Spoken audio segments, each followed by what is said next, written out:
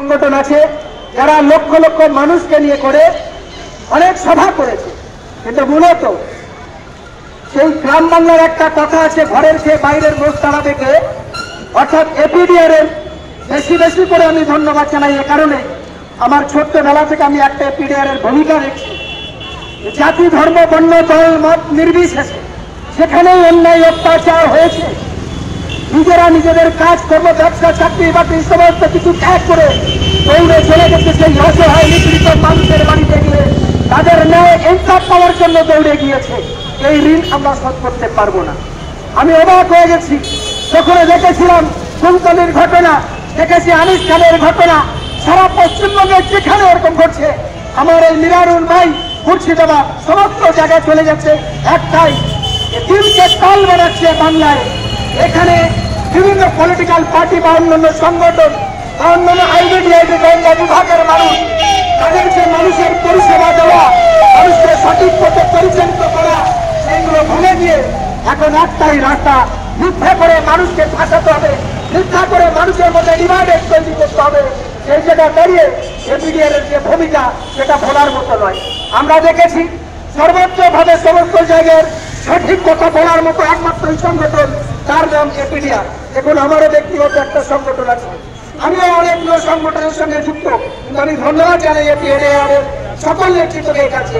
মানে আজকে যে ভুল করছি আগামী দিনে তো হবে না, যখনই রাখবেন আমরা আমার শক্তি দিয়ে আপনাদের সঙ্গে থাকবো।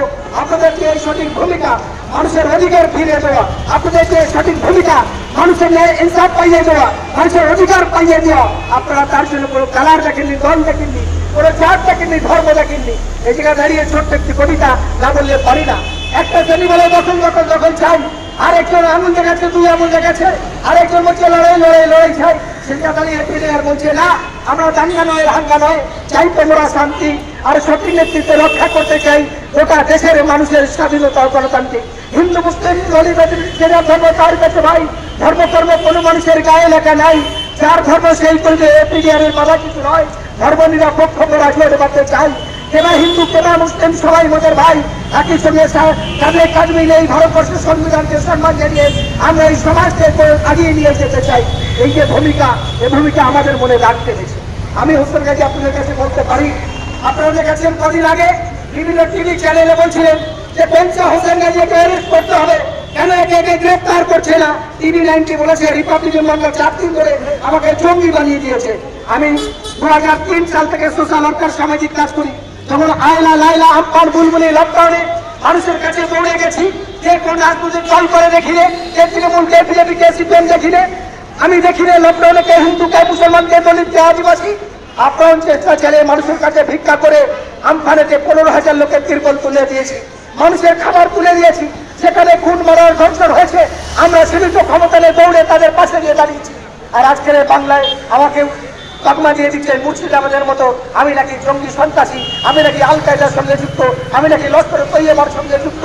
আজও পর্যন্ত তার রিপাবলিকান বাংলা আবার যখন এই দিলকে তাল বাঁধতে গেছে এবং আরএসএস বিজেপির লোকেরা, আমি তখন বললাম আপনাদের সম্মান জানাই, চা খান টিফিন করুন বাড়ি যান, ভারতার যদি আপনারা আমার বিরুদ্ধে এরকম প্রচার করেন আপনাদের বিরুদ্ধে আমি লিগালি মামলা করতে বাধ্য হবো। তারপরে আমার সেই প্লাস্টিকের যে ঘর রিপাবলিকান বাংলা টিভি-9 দেখাচ্ছিলেন, তারপরে তারা সেই প্রচারটা বন্ধ করে 6 তারিখের পর থেকে 4 তারিখে আমার ইন্টারভিউ নেয়, 4 তারিখ থেকে 7 তারিখ 7 তারিখ পর্যন্ত একভাবে যে লাইভ থেকে রেখে মিথ্যা করে আমার বিরুদ্ধে একবার 18 জন পুলিশ, একবার 12 জন পুলিশ, আরেকবার 4 জন পুলিশ দিয়ে আমার বাড়িতে তন্ন করে তদন্ত করছে। লাস্ট আমি পুলিশকে বললাম আমি কোনো চোর নয়, ডাকাত নয়, ক্রিমিনাল নয়। যদি আমার বাড়ি পুলিশের আসার হয়, রাত্রেবেলা আসবেন না চোরের মতো, আমি চোর নয়, দিনের বেলা আসুন আমার কাছে, তাহলে আমার নোটিশ দিন, ডাকলে আমি যাবো। কলকাতা লালবাজারে ডাকলে যাবো, আমার সেখানে যে থানা ডাকলে যাবো।